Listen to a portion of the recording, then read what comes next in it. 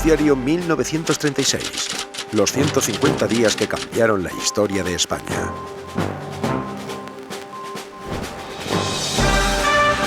Noticiario independiente de la tarde. Desde nuestros estudios de la calle Antonio Maura de Madrid.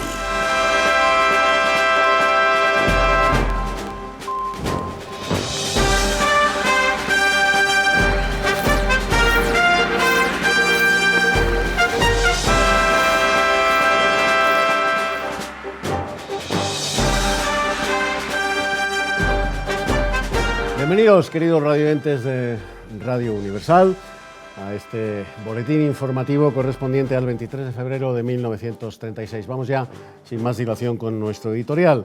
La dimisión del gobierno de Portela Valladares en pleno proceso electoral no se puede calificar de otra forma que de espantada. Sabemos que ha dado la extraña situación de que, sin haberse cerrado el recuento electoral, ha subido al poder un gobierno del Frente Popular encabezado por el señor Azaña, presunto, remarcamos, presunto ganador de los comicios y que ya ha empezado a gobernar. Los socialistas no serán socios de gobierno cómodos para Azaña, mucho menos ahora que están en plena radicalización por influencia de los comunistas, que prácticamente han tomado desde dentro las juventudes del PSOE, del Partido Socialista Obrero Español. La colaboración de la CEDA, dispuesta a respetar la legalidad parlamentaria, permitirá quizá aprobar la amnistía y algunas leyes con calma. Pero el enfrentamiento entre revolución y contrarrevolución sigue estando presente y arrastrará al gobierno del Frente Popular si sigue insistiendo en coquetear con el marxismo. Les damos ahora una noticia de publicidad en Radio Universal. Atención a enfermos del estómago.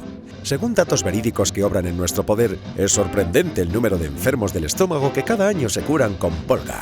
Este producto, descubierto por un eminente farmacéutico español, se ha demostrado que neutraliza en pocos minutos la acidez del estómago, causa principal de las digestiones pesadas, dolor, ardor y peso del estómago, así como de los vómitos, eructos agrios y mal sabor de boca. Deja de sufrir. Comprimidos Volga. Abrimos en este boletín informativo de Radio Universal del 23 de febrero de 1936. Ya abrimos, como digo, nuestra página de información nacional. El nuevo gobierno ha anunciado un Consejo de Ministros para el próximo lunes en el que abordará el cumplimiento de sus promesas electorales, como la aplicación de la amnistía a los detenidos por la Revolución de octubre del 34 o la de la reforma agraria. También discutirá el nombramiento de altos cargos en sustitución de los actuales, de los vigentes. El decreto de amnistía para los detenidos y procesados por la Revolución del 34 se ha aplicado en Cataluña con la máxima rapidez y según órdenes del Gobierno.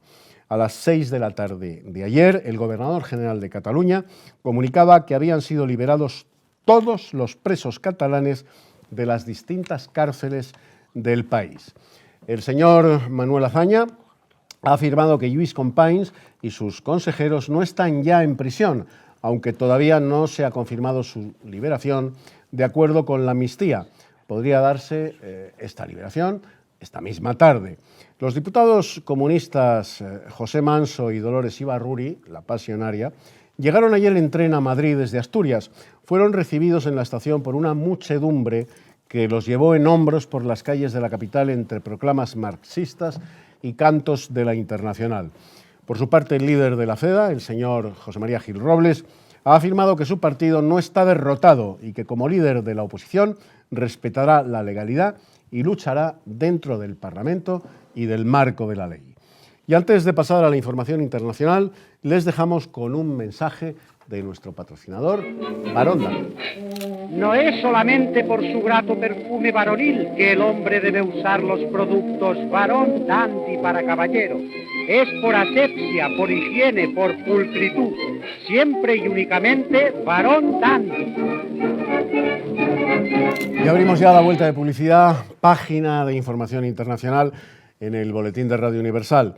El gobierno británico ha presentado un impresionante plan de rearme para modernizar y actualizar sus ejércitos que se llevará a cabo en los próximos 5 años y costará cerca de los 300 millones de libras. Londres ha afirmado que se trata de una decisión interna tomada desde hace tiempo que no obedece a ninguna reacción momentánea ni está influida por los sucesos de la política internacional. La Sociedad de Naciones, a través del secretario general, ha anunciado la convocatoria del Comité de Sanciones o Comité de los 18 para castigar la agresión italiana a Abisinia. Nuestro compañero de redacción nos pasa un boletín de última hora que nos comunica lo siguiente. La Alemania de Hitler ha denunciado oficialmente el pacto franco-soviético en su previsión de una guerra contra Alemania, alegando que viola el Tratado de Locarno y la Convención de la Sociedad de Naciones. Después de esta última hora internacional, noticias intranquilizadoras provenientes de Alemania, vamos con la actualidad que nos relata que Barcelona acogerá entre el 3 y el 7 de junio próximos el 11º Congreso Nacional de Esperanto para fomentar el uso de este idioma internacional auxiliar. Hasta aquí la información de hoy, evidentemente, dando paso a una sintonía de nuestra selección musical que esperemos sea del agrado de todos ustedes. Estrella de plata, la que más reluce, porque me lleva... Bueno, pues regresamos desde 1936 en nuestro noticiario de 1936 a la época actual, al presente, a 2019. Vuelve a estar con nosotros Cristina Barreiro. Ella es profesora de Historia de la CEU San Pablo. Muy bienvenida, Cristina, nuevamente. Muchas gracias por volver a invitarme, encantada de estar aquí. Vamos a hablar de Lluís Companys. ¿Quién era Companys? Bueno, es un personaje que ahora, bueno, se le vuelve a citar mucho. Él fue presidente del gobierno autónomo catalán desde... El Estatuto catalán se va a proclamar, se va a aprobar en el año 32. Él no es el primer presidente, pero debido a él era presidente del Parlamento catalán, ¿no? Pero debido a la muerte de quien sí era presidente, bueno, pues él asciende a la presidencia de este gobierno autónomo. Tenemos que tener presente la participación el papel que Cataluña tiene en todo el proceso revolucionario de octubre del 34. A raíz del tinte nacionalista extremista que adopta la revolución en Cataluña, Lluís Companys, que proclama la República Catalana, va a ser detenido, va a ser juzgado por rebelión y va en una, bueno, pues podemos establecer ciertos paralelismos, ¿no? con algunas situaciones actuales y va a ser condenado y por lo tanto, cuando gana el Frente Popular en febrero de 1936 y se aprueba esa medida, ¿no? que iba en el programa electoral del Frente Popular, que era la ley de amnistía, a Lluís Companys se le va a ser amnistiado y por ese motivo él sale por la ley de amnistía y luego se vuelve a aprobar otra vez el Estatuto de Cataluña y por lo tanto él vuelve a ocupar pues esa presidencia. Él viene pues del nacionalismo, llevaba tiempo en política desde los primeros años del siglo XX, durante la monarquía de Alfonso XIII, y es un personaje pues curioso, ¿no? Por su trayectoria vital, por después las circunstancias que él tiene durante ya la guerra civil, las diferencias de carácter ideológico, la división de fuerzas políticas que hay ya durante la guerra civil en la zona Frente Populista, los enfrentamientos entre los nacionalistas catalanes, otros elementos del Frente Popular, dícese anarquistas, comunistas, y bueno, pues por las circunstancias de su exilio y de su regreso después a España. ¿Por qué estaba en prisión cuando es amnistiado con el primer gobierno del Partido Popular? Él está en prisión porque él participa, organiza la revolución, el octubre catalán. Y el octubre catalán, en ese momento que... es una convocatoria de huelga general para toda España, animada fundamentalmente por el Partido Socialista, que en Asturias tiene un tinte mucho más obrero, pero en Cataluña tiene un tinte de independentismo radical. Entonces, ellos proclaman la República Federal Catalana, dentro de la República Española, ¿no? El Estat catalán, perdón, dentro de la República Federal Catalana. Y eso era una proclamación ilegal, totalmente anticonstitucional. Pensemos también cuáles son los elementos que llevan a esa situación de octubre de 1934. La entrada de la CEDA de la CEDA, que había ganado las elecciones del 33, pero que por maniobras, vamos a decir, políticas y una autoridad de Alcalá Zamora que no quería escorar lo que él consideraba, ¿no? Escorar la República hacia la derecha, pensando que la CEDA podría fascistizar la República, en un primer momento impide la entrada con el consentimiento también de Gil Robles, de ministros. Cuando entran los ministros de la CEDA, se produce la revolución con esos tintes de ilegalidad absoluta en Cataluña. Es el juzgado y por lo tanto es condenado, ¿no? Y por ese motivo nos lo encontramos en la cárcel y luego será amnistiado por esa medida. Una derecha que gana las elecciones a la que el presidente del gobierno, con el triunfo electoral en la mano, le niega la legitimidad moral para gobernar. Eso es lo que ocurre en las segundas elecciones generales de la República, gana la CEDA. La CEDA es el partido político, era un partido de la derecha católica, conservadora. No era un partido, era una confederación de partidos. Está integrada por muchos otros, ¿no? Pero ahí el jefe era José María Gil Robles.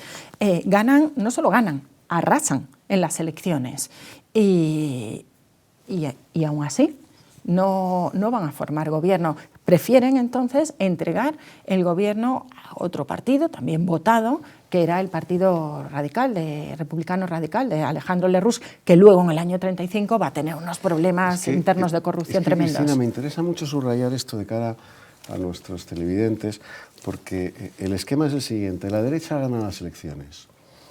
El presidente de la República, que era de derechas, don Niceto Alcalá Zamora, le niega la legitimidad, con el triunfo electoral en la mano, le niega la legitimidad a esas derechas que han ganado las elecciones para formar gobierno.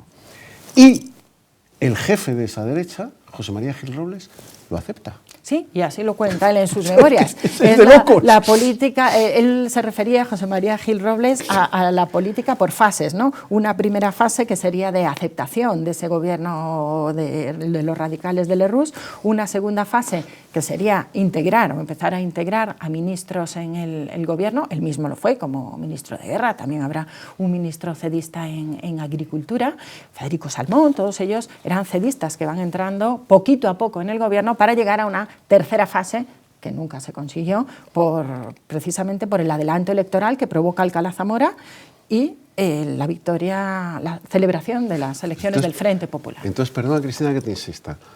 ¿Qué era la CEDA para haber aceptado esto? La CEDA es un partido... ¿Cuál es la amalgama de la CEDA que acepta una situación así, teniendo ella la victoria electoral en la mano? ¿Qué era la CEDA? La CEDA es un partido que podemos definir como accidental, hay quien le llama también posibilista, ¿no? Es un partido que se fundamentaba en el acatamiento de la legalidad considerada legalmente establecida. Entonces, ¿ellos son monárquicos o son republicanos? No, ellos son accidentales y, por lo tanto, respetan la República en cuanto consideran que era la forma de gobierno legalmente establecida en España, aunque dentro de los militantes de esta confederación hubiese algún republicano. Vamos a pensar, por ejemplo, en Luis Luciá, sí. Y hubiera después destacadísimos monárquicos. Es un partido muy curioso que tiene su papel también entre febrero y julio de 1936. No olvidemos que Calvo Sotelo en la derecha radical monárquica, pero José María Gil Robles en las Cortes del Frente Popular eran las voces más autorizadas para comentar los desmanes que se estaban produciendo en la calle. Y era como se ha contado de ella desde la izquierda, pero también desde algunos sectores de la derecha. ¿Era un partido antirrepublicano y golpista la CEDA? No, la CEDA no es un partido antirrepublicano, ni era un partido esencialmente fascista, ¿no? A pesar de esos son mis poderes de Gil Robles. Pero era un partido que acató, yo creo que la palabra era acató la República. Cristina, rápidamente y para terminar, ¿qué era la Sociedad de Naciones ¿Y por qué querían sancionar a la Italia de Benito Mussolini, a la Italia fascista? La Sociedad de Naciones es un organismo internacional que se crea después de la Primera Guerra Mundial para tratar de conseguir la paz en el mundo y que esa tragedia no se repitiese, ¿no? La verdad es que no funcionó muy bien y quisieron sancionar a la Italia de Benito Mussolini por el tema de la conquista de la guerra de Etiopía, de Abisinia, en su intento de crear un imperio, ¿no? Un nuevo imperio colonial en el norte de África. Sí, el viejo sueño mussoliniano de crear un Mare Nostrum fascista, un imperio italiano en la cuenca mediterránea. Bueno, Cristina, pues muchísimas gracias, por haber venido nuevamente a Noticiario 1936. Esperamos seguir contando con la participación de Cristina Barreiro, profesora de Historia de la CEU San Pablo, de la Universidad. Y a todos ustedes, queridos amigos, ya lo saben, hasta mañana, puntualmente fieles a nuestra cita con Noticiario 1936. Hasta entonces, muchas gracias.